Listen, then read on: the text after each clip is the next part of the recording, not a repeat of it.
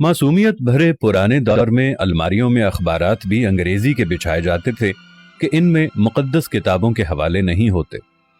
छोटी से छोटी कोताही पर भी कोई ना कोई सुना सुनाया खौफ आड़े आ जाता था। जमीन पर नमक या मिर्चें गिर जाती थीं तो होशो हवास उड़ जाते थे कि क़यामत वाले दिन आंखों से उठाना पड़ेंगी।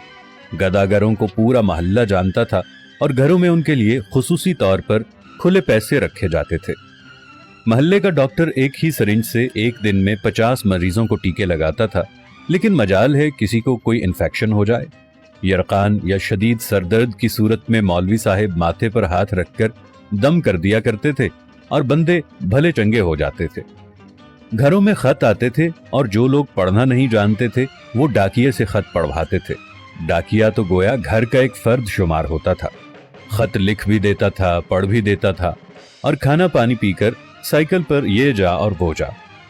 इम्तिहानात का नतीजा आना होता था तो नस्रुम मिनल्लाहि व फतहुन करीब पढ़कर घर से निकलते थे और खुशी खुशी पास होकर आ जाते थे।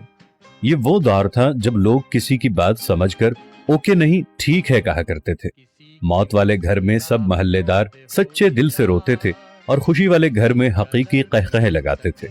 हर हमसाया अपने घर से सालन की प्लेट साथ वालों को भेजता था और उधर से भी प्लेट खाली नहीं आती थी।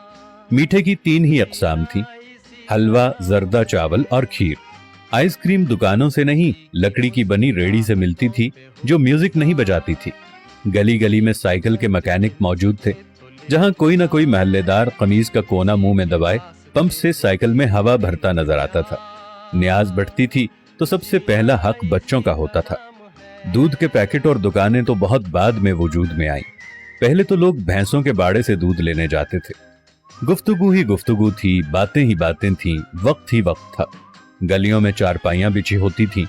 महल्ले के बाबे हुक्का पी रहे होते थे और पुराने बुजुर्गों के वाकयात बयान कर रहे होते थे। जिन घरों में टीवी आ चुका था उन्होंने अपने दरवाजे महल्ले के बच्चों के लिए हमेशा खुले रखे।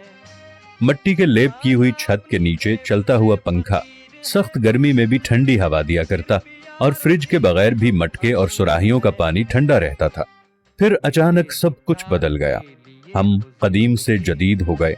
अब बावर्ची खाना सीढ़ियों के नीचे नहीं होता, खाना बैठकर नहीं पकाया जाता, दस्तरखान शायद ही कोई इस्तेमाल करता हो। मंजन से टूथपेस्ट तक के सफर में हमने हर चीज बेहतर से बेहतर कर ली, लेकिन पता नहीं क्यों इस कदर सहूलतों के बावजूद हमें घर में एक ऐसा डब्बा जरूर रखना पड़ता है जिसमें डिप्रेशन, सरदर्द, ब्लड प्रेशर, नींद और विटामिन्स की गोलियां हर रोज मौजूद होती हैं।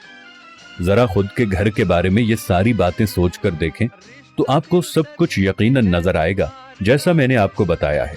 आखिर ऐसा क्यों है?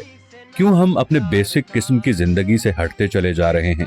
मैं आज भी आप लोगों से कह रहा हूं, आप साथ वालों के दुख दर्द बांटना शुरू कर दो। आप गरीबों के दुख में दर्द बांटना शुरू कर दो। आप साथ वालों के साथ प्यार मोहब्बत रखना शुरू कर दो। थोड़ी सी माजी की जिंदगी को दोबारा अपनाना शुरू कर दो। मट्टी के बर्तन में खाना खाना शुरू कर दो। दुनिया जहां की नेमतों से दूर हट जाओ।